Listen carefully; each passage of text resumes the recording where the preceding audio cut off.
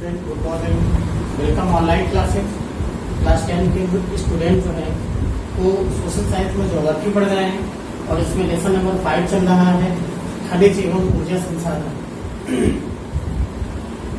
अब हम लोग इसमें कुछ चीजें देखेंगे आगे कि हम लोगों ने पूरा पिछले वीडियो में देखा था कि वर्गीकरण खनिजों का, उसमें कुछ चीजें बहुत महत्वपूर्ण है। कुछ चीजों को हमें तैयार करना है और उन्हें ही पढ़ना है, क्योंकि हमें बोर्ड एग्जाम देना है और उसको ध्यान में रख करके हम सारी चीजें करते हैं। तो सबसे पहले हम लोग जो लॉन्ग का क्वेश्चन आंसर होगा उसमें जो इम्पोर्टेंट है वो है कि भारत में परंपरागत ऊर्जा के संसाधनों का विस्तार से वर्णन कीजिए। यानी परंपरागत ऊर्जा संसाधन,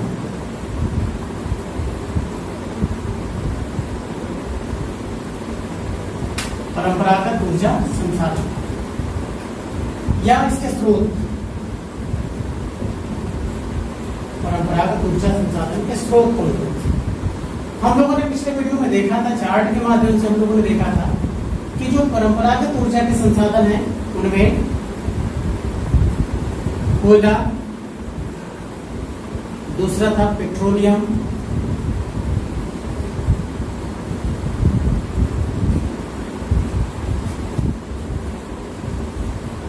पेट्रोलियम को खनिज तेल भी कहते हैं, खनिज तेल। तीसरा है प्राकृतिक गैस,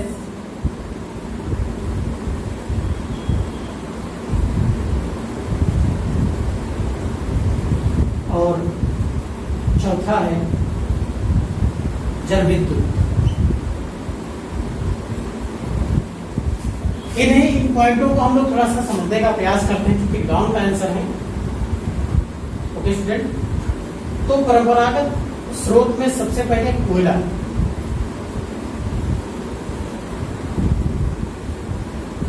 कोयला जो है ये वाणिज्यिक दृष्टि से बहुत ही महत्वपूर्ण है, क्योंकि धातुओं को गलाने के लिए कोयले का उपयोग किया जाता है और अधिकांशतः उद्योगों में कोयले का प्रयोग किया जाता। पहले कोयले की रेलगाड़ियां चलती थी, फिर डीजल की हो गई, अब विद्युत की हो गई है, तो ये सारी चीजें थी। अभी भी कोयला जो है बिना कोयले के जो लौह अयस्क है उन्हें गलाने में समस्या होती है। तो लोहे का जो गलनांक है वो कोयले पर निर्भर करता है और इसमें भी हर कोयले की क्वालिटी होती है, जिसमें जिस कोयले में कार्बन की मात्रा जितने ज्यादा होगी वो उत्तम किस्म का कोयला होगा। जैसे जैसे कार्बन की मात्रा घटती जाएगी वैसे वैसे कोयले में जो सर्वोत्तम कोटि है उसमें गिरावट दर्ज की जाती है। तो सबसे पहले तो देखेंगे जो सबसे उत्तम किस्म का जो कोयला है वो एंथ्रेसाइट कहलाता है।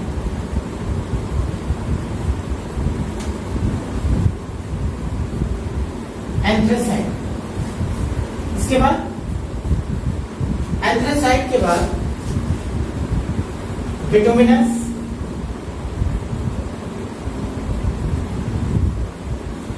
लिग्नाइट और पीट। पीट जो है वो सबसे निम्न क्वालिटी का कोयला होता है।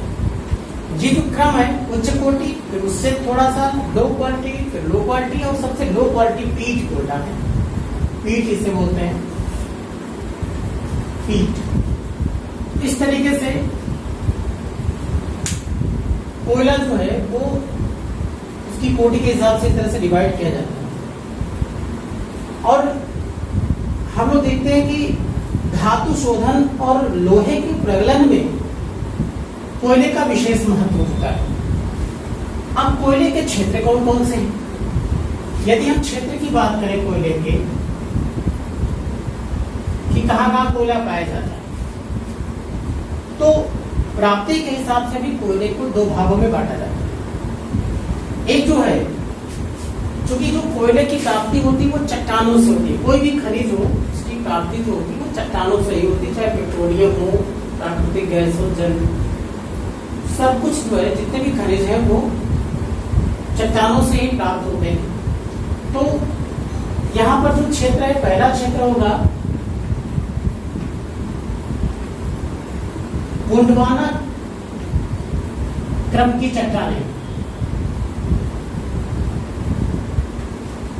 गोंडवाना क्रम की चट्टानें जहां से कोयला प्राप्त होता है।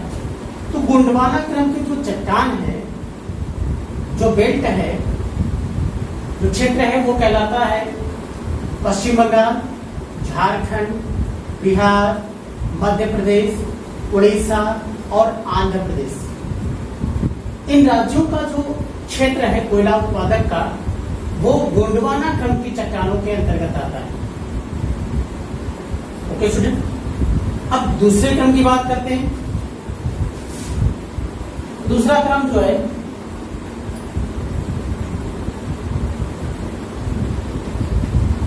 टर्शियरी क्रम की चट्टानें।